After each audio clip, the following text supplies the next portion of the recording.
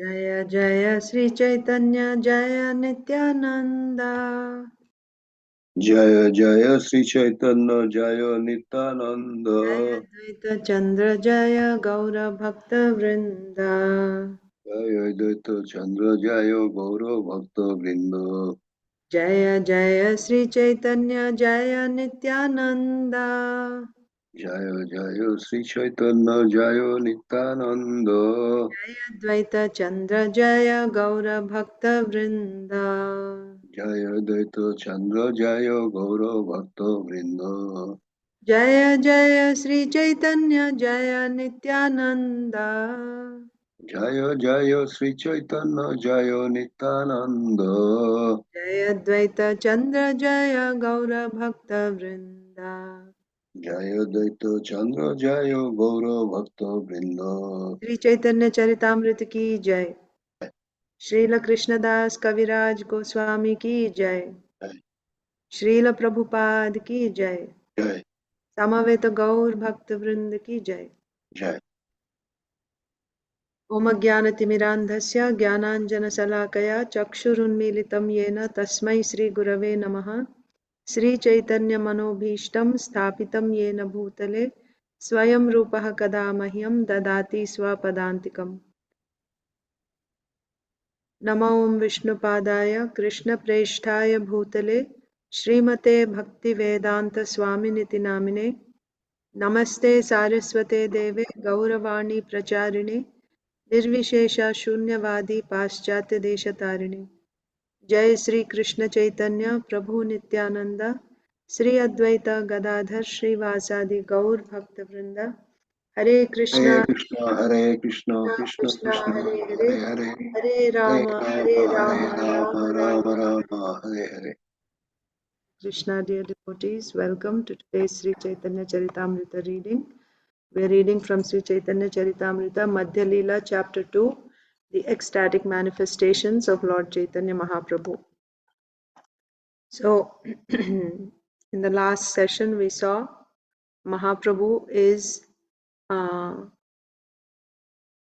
reading or reciting verses from actually now Mahaprabhu came to external consciousness for a moment and he saw Swarup Damodar Goswami and Ramananda Rai, and Mahaprabhu is expressing to them frankly his state of consciousness.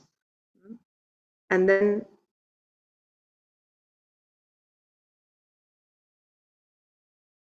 and he's lamenting um,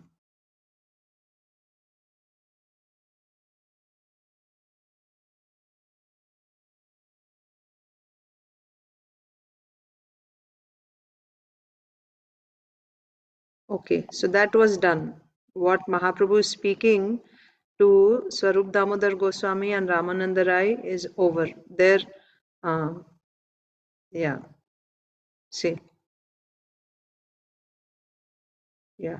So what Mahaprabhu told them is that I don't have any love for Krishna. That's what Mahaprabhu told them. Yes. Why I have no love for Krishna? Because I'm still living. If I had love for Krishna, I wouldn't be living. Because if one actually had pure love, then in the absence of the object of love, he couldn't live, right? And then yeah, so after that, uh, yeah, and also quoting from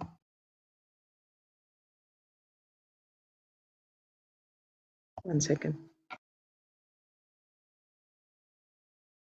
No, this is just Mahaprabhu's statement. It's not quoting from anywhere. So Mahaprabhu is telling Swarup Damodar Goswami and Ramananda Rai in text 48 that love for Lord Krishna is very pure, and it's like the water of Ganges.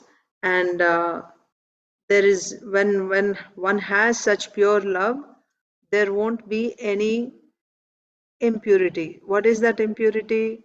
Absence of love for Krishna. When that means love is continuous. There will never be even a moment when there is no love for Krishna. And love for Krishna means you cannot live in separation even for a moment. So then unalloyed love for Krishna is so rare that if one person gets a drop of this love, then the entire world can drown in that one drop. Drown meaning they can all get so love of Krishna showers happiness. It's like not just showers, it's an ocean. Love of Krishna is like an ocean of happiness. Anyone who gets even a drop of this ocean of happiness can drown the whole world in happiness. That means it is an ocean of happiness, but each drop of this ocean is so powerful in giving happiness that just one drop is sufficient to uh, drown the entire world in that happiness, like that. So then, but it is so rare and it is very confidential. It is very confidential. It is not to be said, exhibited openly.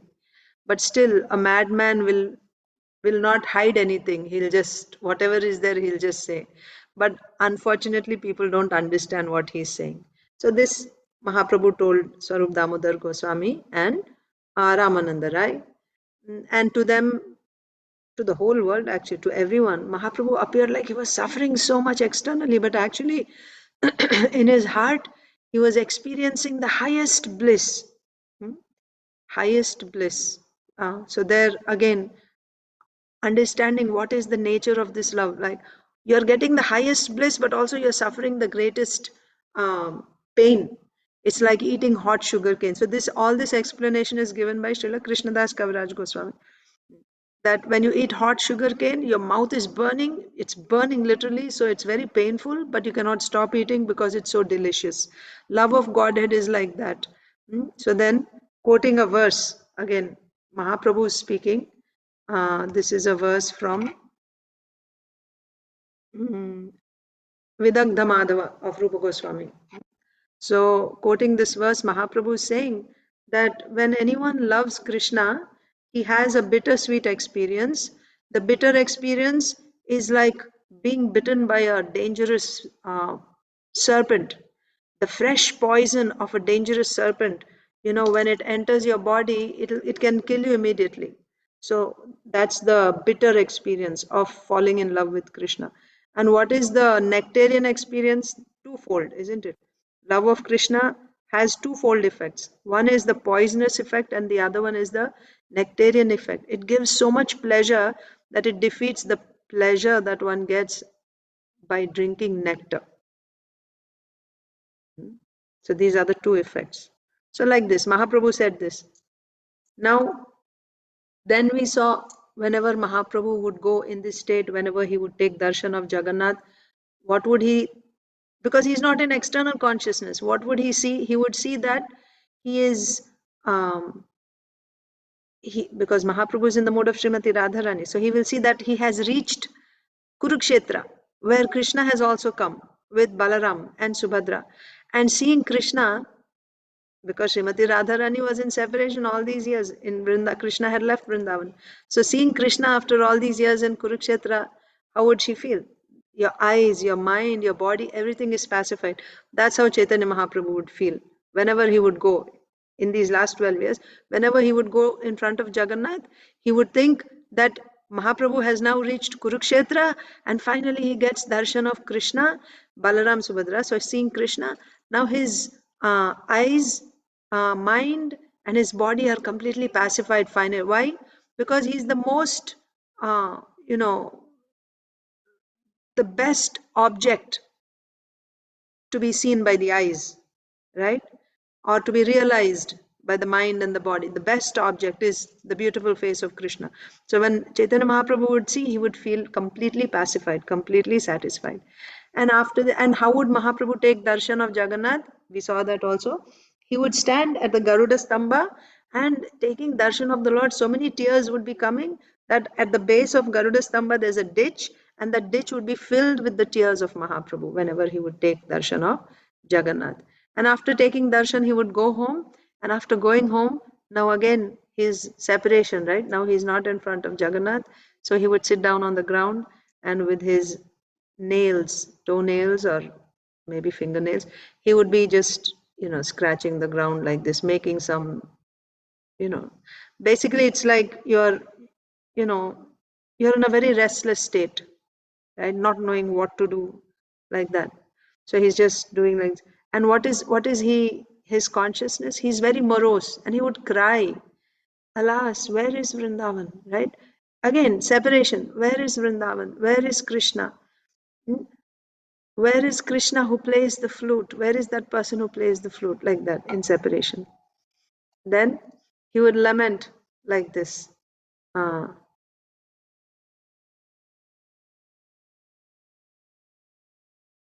I think we have to start with text 56 today.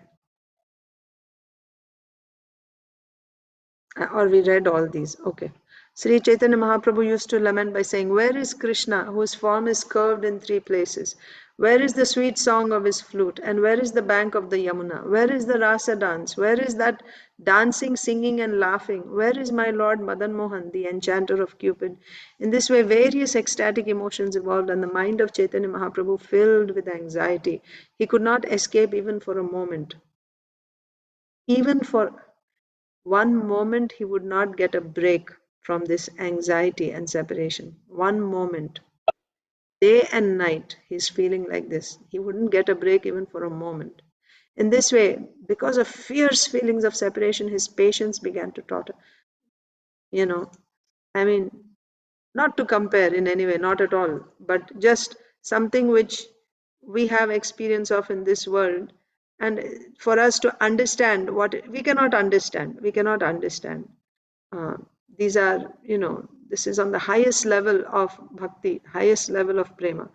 But from our perspective, let's say you're in severe pain, right? Physical pain, severe pain, and you're trying to bear the pain, right? Of course, not killers and all that, but even then, sometimes even the medicines don't work. So you're in severe pain, and then you're trying, to bear that pain as much as possible. Let's say you have a toothache, or maybe a pain in your stomach, or maybe in your leg somewhere, or a headache.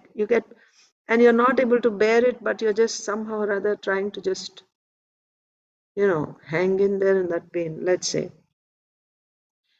And it goes on and on and on. At one point, it's like, actually, when there is so much pain, finally, people even faint because the body is not able to handle that pain anymore. The body, they just faint. Huh? When you just cannot bear that pain anymore. That means you lose your patience. You're not able to handle it anymore. You don't know what to do, right? You don't know how to deal with that. So that's just some experience that we have in this world. And you multiply that billions of times, right? So that's the pain. And you don't get a break even for a moment. Of course, you understand there is pain, but also there is pleasure inside. But you cannot negate that there is no pain. That separation is intense, it's unbearable. So Mahaprabhu's patience was tottering. He was not able to bear that separation. It was very painful. And at that time, he would begin to recite these verses. He begins to recite these verses. So we read this also yesterday. This is from Bilva Mangal Thakur's Krishna Karnamrita. O my Lord, O Supreme Personality of Godhead, O friend of the helpless, you are the only ocean of mercy. Because I have not met you, my inauspicious days and nights have become unbearable. I do not know how I shall pass the time. Yes. So now to get some relief from that pain, what would Mahaprabhu do? He would just turn to Krishna by reciting the verses of great Vaishnavacharyas, Bilva Mangal Thakur. So his from Krishna Karanamrita. So he would say that I don't know how to spend my time in your separation, like that. Actually, when we call out to Krishna, we are with Krishna. That's how the gopis would, when Balaramji went to Vrindavan, he would tell them of the pastimes of Krishna. And he also noticed that the gopis also would talk amongst themselves about Krishna. They're in so much separation, and when they talk about the qualities of Krishna, then they are actually experiencing the association of Krishna, and that was keeping them alive. Otherwise, so much separation, nobody can bear, right? They probably would die. But because of talking and remembering Krishna, talking about Krishna, that was giving them life. So similarly,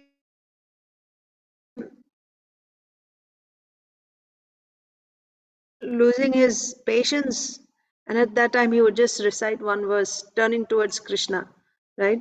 Separation from Krishna, but even in that, calling out to Krishna, how to deal with this separation, right? So, I don't know how I shall pass my time. You are an ocean of mercy, but because I have not met you, my inauspicious days and nights have become unbearable. Like this, Mahaprabhu is reciting verses. And again, Mahaprabhu is saying, all these inauspicious days and nights are not passing, for I have not met you. They're not passing, right? I'm not able to.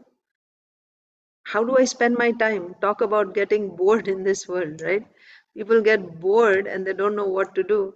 This is not getting bored, it's about suffering, right? Suffering. And I don't know how to pass my time. So Mahaprabhu is speaking to Krishna, right? Saying, I don't know how to pass my time in your absence. Hmm? It is difficult to know how to pass all this time. I am not able to figure out how to spend time.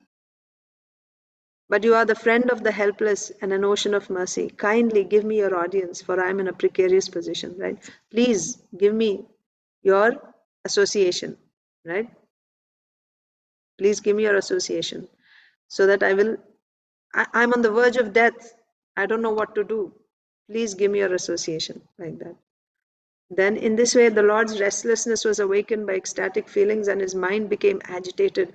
No one could understand what course such ecstasy would take. Because Lord Chaitanya could not meet the Supreme Personality of Godhead, Krishna, his mind burned. He began to ask Krishna about the means by which he could reach him. So, that in all these verses, what is Mahaprabhu saying? He is asking Krishna only how to deal with this situation. I'm in so much separation from you. I don't know how to pass my time. I'm not able to live. I'm not able to die. Please tell me what I should do. I'm not able to bear your separation. Please give me your association. So now, today's verse.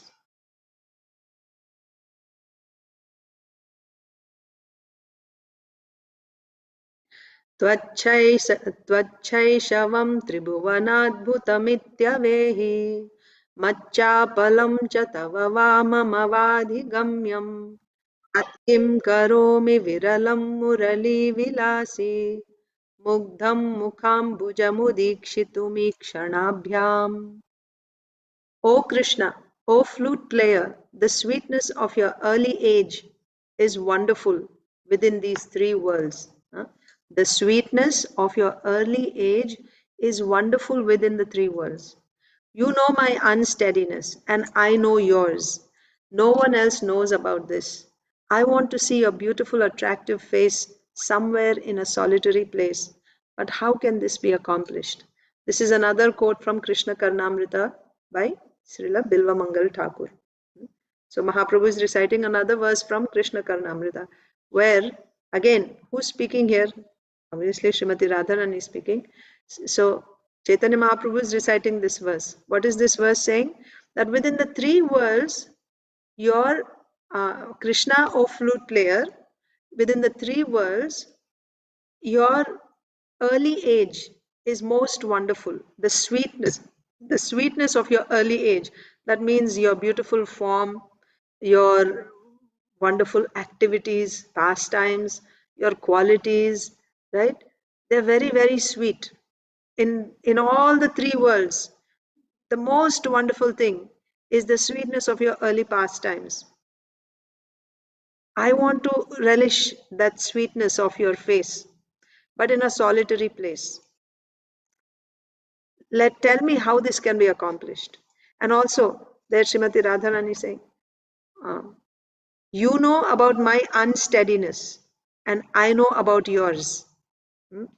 So you know me very well, and I know you very well. So you can understand my condition.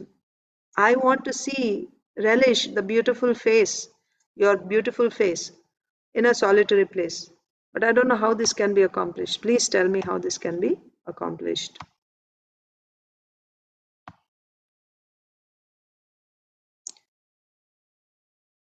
তোমারা মাধুরী বলা তাতে মোরা চাপলা এই দুই তুমি আমি জানি কাহা করুন কাহা যান কাহা গেলে তোমা পান তাহা মোরে কহো তা আপনি. My dear Krishna, only you and I know the strength of your beautiful features. Only you and I know the strength of your beautiful features. And because of them, my unsteadiness. So you know how much I'm attracted to your beautiful features. You know, and of course I also know. And as a result of this attraction, how I become completely unsteady. You understand this. Nobody else understands. You know and I know the power of your beautiful features and my attraction to your beautiful features. You know and I know. No one else knows. Now, this is my position. I do not know what to do or where to go. Where can I find you? I'm asking you to give directions because I cannot get help from anyone else. Nobody else can understand my situation.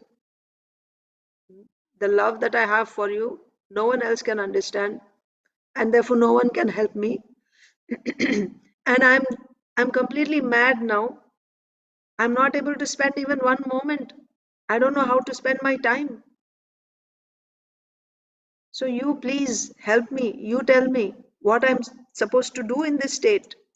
Where should I go to get some solace? I don't know. I'm asking you because only you understand my situation.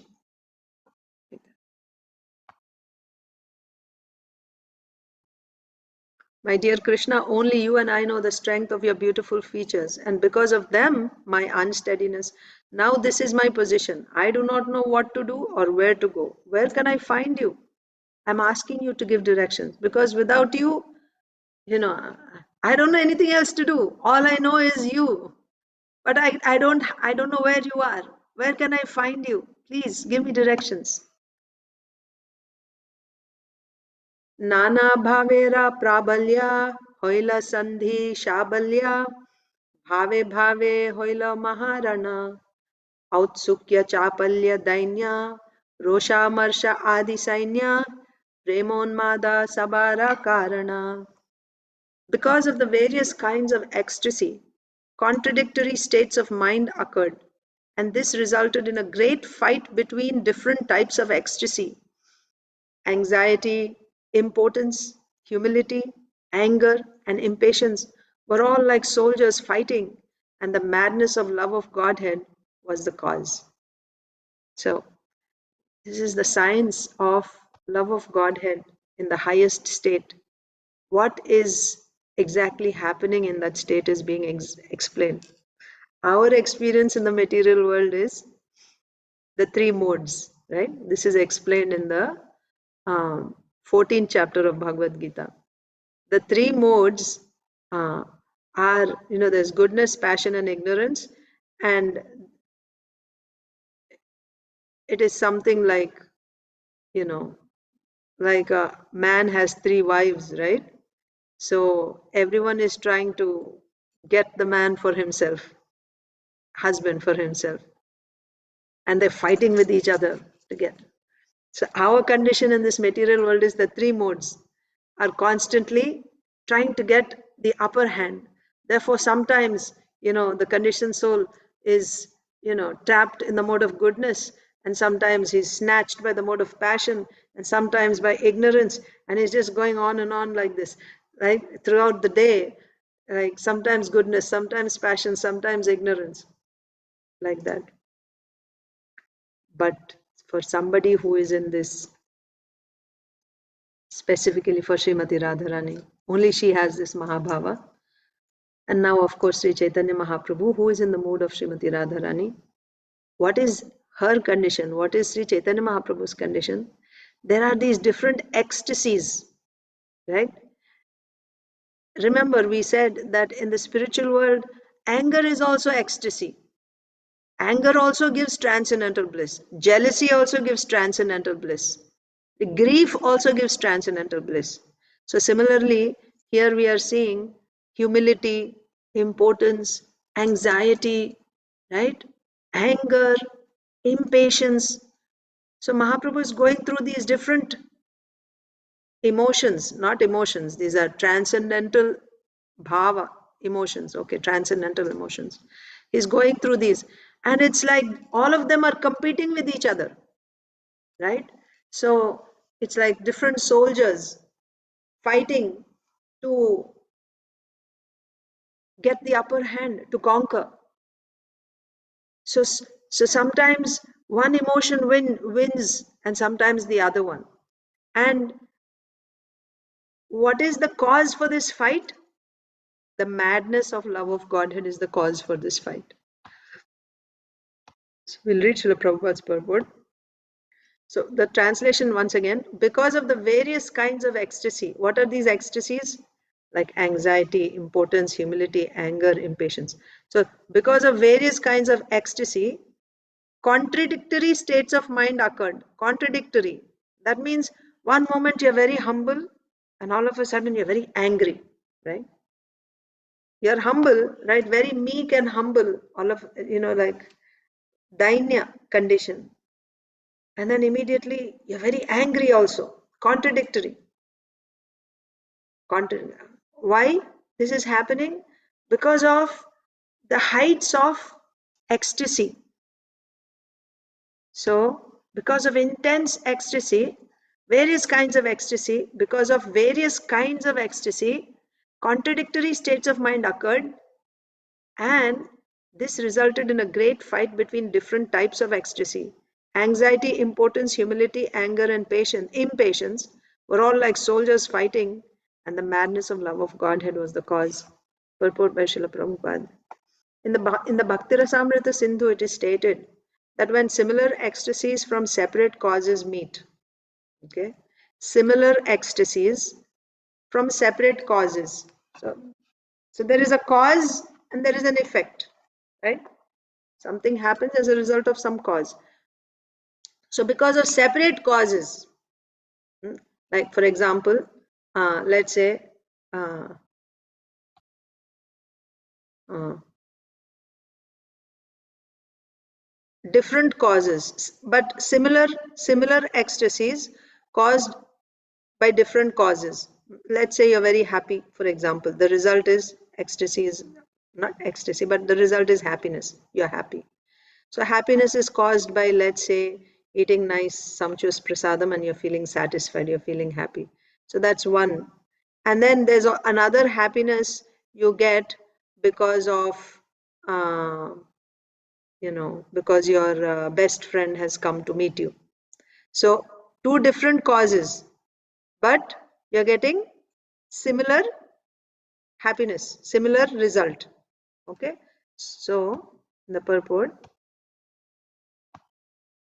Like fainting was we used to see fainting in happiness also. Chaitanya Mahaprabhu used to show, as well as when in separation, in ecstasy. Let's follow this trail, Mataji, because even I'm trying to understand, because Okay, then we'll just okay, miss the point. Huh? okay, So okay. it is stated that when similar ecstasies from separate causes meet, so it's the same ecstasy because of two separate causes. When they meet, huh, they are called Swarupa Sandhi. Sandhi means joining. In Hindi and in languages you study, Sandhi means joining two words. That's called Sandhi, meeting. So Swarupa Sandhi means similar ecstasy. They are not contradictory, right? Happiness, satisfaction, right? Similar. They go together. They're not contradictory. So when there are similar ecstasies that come together, similar ecstasies caused by two different things, when they come together, That's called Swarupa Sandhi. When opposing elements meet, whether they arise from a common cause or different causes, their conjunction is called Bhinna Rupa Sandhi. Okay, so this is technical. So when opposing elements meet, so not similar, like here on one hand you're feeling ecstasy, and on another hand you're feeling anger, right? You're feeling happiness, and then you're also feeling angry at the same time. So you're getting contradictory results, contradictory effects. Contradictory effects caused by, it can be caused by two separate things, right? You're angry because somebody said something to you. That's one, but in the same person, it's going on in the same person, right? We have this experience, right?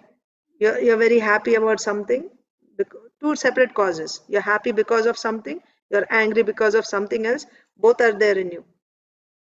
Then having both these contradictory emotions at the same time, of course, I'm just giving you examples in this world so that we can try to understand, but that is completely different. You all know that. That is transcendental, it's in love, prema stage of bhakti. But when you have contradictory effects coming from either different causes, or it can be caused from the same cause, that is also possible, right? So you love one person and you're very happy because you love that person, but you don't like some things that that person does. So you have the same, you love also and you're irritated also. Right? So it can be from the same cause. Contradictory emotions can come from the same cause. Contradictory emotions can come from two different causes, but having contradictory emotions at the same time is called Bhinna Rupa Sandhi. Okay? Bhinna Rupa Sandhi, meaning having contradictory emotions either from the same cause or separate causes. But if you have similar emotions, right, not contradictory but similar emotions, caused by two different causes, then it is called Swarupa Sandhi. Okay. Now the simultaneous joining of different ecstasies. What are they? Fear and happiness. Fear and happiness, right? Opposite. You're feeling fearful and also you're feeling happy. It's not same. They're different ecstasies, right? It's like eating a sweet and also eating something bitter at the same time. They don't go well together. Or maybe sometimes they do. In Karela sabji, they put good also. But let's say you're eating gulab jamun or something, and side by side you're eating something which just doesn't go well together. Okay, different ecstasies. So simultaneous joining of different ecstasies, fear and happiness, or regret and happiness, is called meeting sandhi. Okay, so or Bhinna Rupa Sandhi, as we saw. So meeting of different ecstasies, like those are not compatible, right? Different. When they come together, that is called Bhinna Rupa Sandhi or Sandhi. The word Shabalya refers to different types of ecstatic symptoms combined together, like pride, despondency, humility, remembrance, doubt, impatience caused by insult, fear, disappointment, patience, and eagerness. So, what is Shabalya then? Shabalya refers to different types of ecstatic symptoms combined together. So, then you have these ecstasies, okay? And then there is symptoms of these ecstasy. So, there's a cause which is causing that ecstasy, and then there are some symptoms. So, when different types of ecstatic symptoms are seen at the same time, what are these different ecstatic symptoms? Despondency, for example, right? You become very despondent or you become very humble. So, these different ecstatic symptoms are seen at the same time, then it is called Shabalya. Okay. The friction that occurs when these combine is called Shabalya. Okay. So, actually, coming together of these different symptoms or ecstasies is called sandhi. When that happens, there is a competition, there is a friction between these contradictory emotions. That friction which is caused is called shabalya. Okay? Shabalya means the friction caused by the coming together of different ecstatic symptoms. Similarly, when the desire to see the object is very prominent, or when one is unable to tolerate any delay in seeing the desired object, the incapability is called outsukya. Outsukya, like, utsahat we say, Utsaha means what? Eagerness, enthusiasm. So from utsaha, outsukya. So what is outsukya? You have great eagerness to meet the object, and that desire, that eagerness is very prominent. When the desire to see the object is very prominent, then it's called outsukya. Also, when one is unable to tolerate any delay in seeing the desired object, it means the same thing, isn't it? Only the second one is showing more intensity. One thing is you're very eager, and the other thing is you're so eager that you're unable to bear that separation anymore. So that eagerness, that intense eagerness to meet the object of love or the desired object, and being unable to tolerate any delay in seeing the desired object, that incapability of being able to bear that separation is called outsukya. So how many words did we learn? We learned about Swarupa Sandhi, Bhinna Rupa Sandhi or Sandhi, and then Shabalya means the friction, and Outsukya. Outsukya means the incapability to bear the separation. You're so eager that you're not able to bear the separation. Outsukya. If such eagerness is present, then what are the external symptoms that you see? When one has outsukya, what symptoms would you see? One's mouth dries up and one becomes restless. We see this also in Arjun's case in the first chapter of Bhagavad Gita. Arjuna says, I'm not able to stand here in this battlefield anymore. My mouth is drying up. My hair is standing on end, right? So, of course, that's a different type. But this drying up of mouth, here the mouth is drying up and one is becoming restless as a result of eagerness to see the Lord, and also feeling incapable to bear the separation of the Lord anymore. Mouth dries up and he becomes restless. One also becomes full of anxiety, and hard breathing and impatience are observed. Right? The breathing becomes very heavy, becomes very impatient, like, cannot sit in one place, just moving back and forth and, like doing different things because you're very impatient, right? There's no dhairya. Being full of anxiety, also as a result of incapability to meet, to bear the separation. Similarly, the lightness of heart caused by strong attachment and strong agitation of the mind is called impotence, chapalya. So these are all the symptoms of one who is in. So the cause of all this is what? One who has that love of Godhead, the madness of love. Then as a result of this, all these things are happening. Because of that madness of love, there is intense desire to see, and when you're not able to see, then all these symptoms are seen, and these symptoms have different names, right? So what is chapalya? Chapalya means a strong agitation of the mind, right? Restlessness, basically, agitation of the mind, and it is called impotence or chapalya. That means you're so restless you cannot function at all, you cannot do anything, you're not able to function properly, chapalya.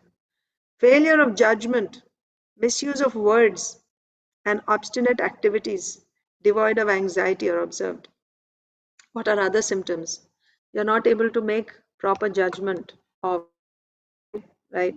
Like, you cannot judge what is in front of you, for example. misuse of words, right? You speak incoherently. Nobody can understand. And also you can say, we see in Chaitanya Bhagavat, right? Nityananda Prabhu. Mahaprabhu would go to Nityananda Prabhu, asking him to come. Sachi Mata is asking, calling you to take prasadam. And Nityananda Prabhu would say something like Mahaprabhu would say, Nityananda Prabhu, you should behave yourself. And he will say, I will eat. No connection with what is being asked. So this is a sign of prema, ecstasy in love of Godhead. There's no connection. They just use misuse of words. It has no connection with what the other person is speaking or what I'm supposed to say. Failure of judgment of what is the situation, like this. Literally, it is like madness. It's like madness, right? Failure of judgment and misuse of words. Obstinate activities, obstinate, stubborn activities, devoid of anxiety are observed. Again, in Nityananda Prabhu, in Chaitanya Bhagavat, we see, right, Mahaprabhu would say, you should behave yourself properly. He would just take off his dhoti and tie it like a turban on his head. No clothes on his body. He would just tie a turban on his head. Obstinate. Also, another example, when they were going to do the,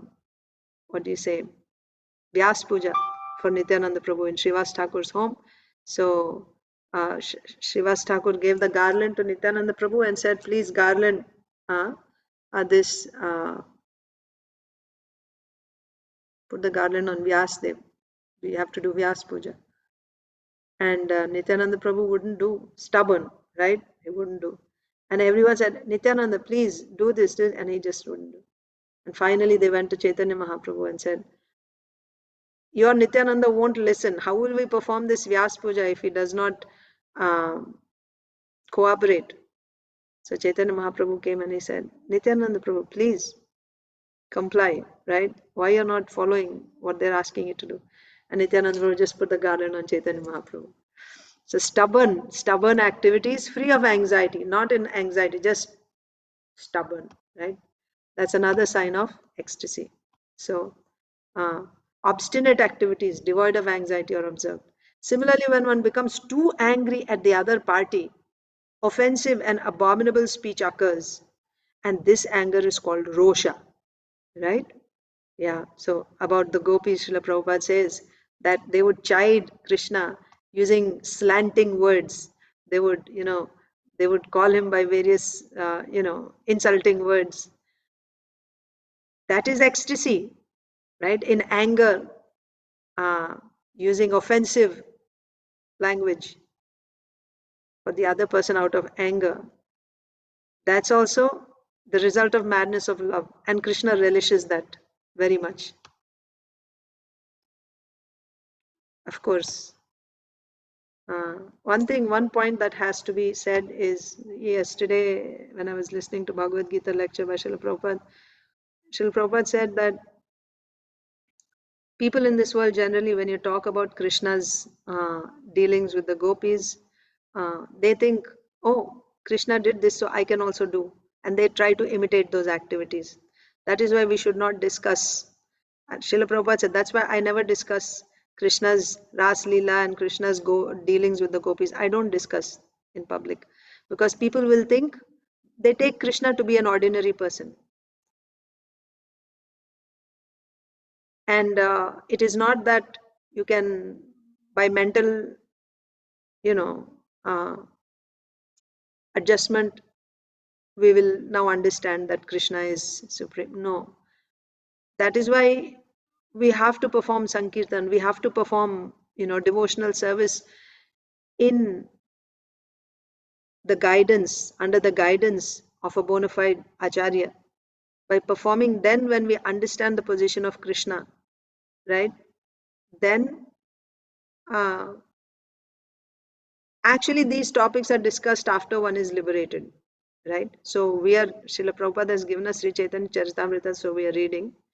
But this point should always be there in our mind, that the dealings of the gopis with Krishna, this is on the highest level, and they should not be just openly discussed at any time with the people in general, because the problem is because they think Krishna is also like them, they will start imitating his activities. Oh, Krishna had so many girlfriends, so I will also do like that. So that we have to be very careful. Yesterday we were discussing some points, and afterwards I was just thinking, I don't know, it should be discussed or not. And then I was dressing the deities in the morning, bathing and dressing after the class, and Prabhupadaji's lecture was going on, and Prabhupada said in the lecture that, yeah, I don't discuss the topics of Krishna with gopis, Ras Leela, because the problem is people will commit offenses. So why I am saying this here? Because here it is said that this is the highest ecstasy, talking to Krishna in an offensive way. That is also prema, out of madness of love. Now, if somebody imitates that and starts, Krishna likes this. He likes to be offensive. When somebody is offensive and they call him bad names, he likes it. And sahajiya mentality, right? And then people will start neophyte, in the neophyte stage. If somebody starts imitating, instead of making progress, they will go down. So with great respect, we should keep all these topics way above our head. We have no qualification to touch them at all. We are simply reading, and the realization and understanding that has to be given, right? It has to be given. Avaroha pantha, not aroha pantha. Avaroha pantha means it descends, right? Actually, in this regard, I'll just read something quickly to you. Yesterday was my Guru Maharaj's Vyas Puja. So somebody posted, so yesterday they had in the Brahmachari ashram in Chaupati, they had a Vyas Puja program for Maharaj. So there Maharaj gave a talk. So the essence of that talk is, I thought it's very, very nice. I'll just share it with you. The only way, so there are 5 points here. So the only way, first point, the only purpose of human form of life is purification. The only purpose of human form of life is purification. 2, the only way to get purified is when Krishna is pleased with us. So first of all, our state is we are in a very contaminated state. So the only purpose of this human form of life is to become purified from that contaminated state. How can we become purified? When Krishna is pleased with us. Third point, how can we become purified? How can we please Krishna? The only way to please Krishna is to please Guru. Yasya prasadad bhagavat prasado. Yasya aprasadan nagati kutopi. The only way to please Krishna is to please Guru. Now, that's not all. How to please Guru? The only way to please Guru is to follow his instruction. The only way to please Guru is to follow his instruction. Now, how can we follow his instruction? That's also not all. Fifth one. The only way by which we get determination to follow Guru's instructions. You need determination to follow Guru's instructions. Instructions are there, but how to actually apply it in your life? The only way by which we get determination to follow Guru's instructions is to follow his first and foremost instruction. What is that? Wake up early in the morning and chant 16 rounds of Hare Krishna Mahamantra. The only way to get determination to follow Guru's instruction is to follow his first and foremost instruction, which is to wake up early in the morning and chant at least 16 rounds of the Hare Krishna Mahamantra. This is the only process recommended in the 14 planetary systems to perfect our lives. This was the essence of Maharaj's talk in Brahmachari celebration at Chaupati temple yesterday. So everything will follow. Everything, all these understandings, higher topics, everything will come, realizations will come when we do the basic thing first. But without doing that, if we try to understand and, intellectually, it's of no use. It's of no use. So even what we read, it is actually done in a mood of service. What is that? Srila Prabhupada said, you must read my books. So in that mood of service, we read as a service to Srila Prabhupada, as in the mood of carrying out the order, the instruction of Srila Prabhupada, we are reading and hearing. And by doing this, then that understanding will come when Krishna gives it to us. When he is pleased with us, the understanding will come. Not that by our intellect we'll be able to understand anything. Does that mean we should not try to understand? As far as possible, of course, we will try to understand. But we cannot expect that we will understand everything by our intelligence. That is not possible. So at some point when things are not, it's beyond, we have to be very humble and accept that, yes, these are very high topics. My I can only understand this much because this is my advancement. When I get the mercy of the higher authorities, I may be able to understand more. 1 second. Let me just finish this. Uh, Failure of judgment, misuse of words, obstinate activities, devoid of anxiety or observe. Similarly, when one becomes too angry at the other party, offensive and abominable speech occurs, and this anger is called rosha. So this anger, rosha, is another ecstasy. When one becomes impatient due to being scolded or insulted, when you are scolded, when you are insulted, you become impatient. The resultant state of mind is called amarsha. This is also an ecstasy in the transcendental platform, right? Resultant state of mind is called amarsha. So we are learning more words here. Chapalya, chapalya means mind is agitated and you're not able to function. Then there is rosha, anger, amarsha, becoming impatient because of being insulted. In this state of mind, one perspires, acquires a headache, fades in bodily color, and experiences anxiety and an urge to search out the remedy.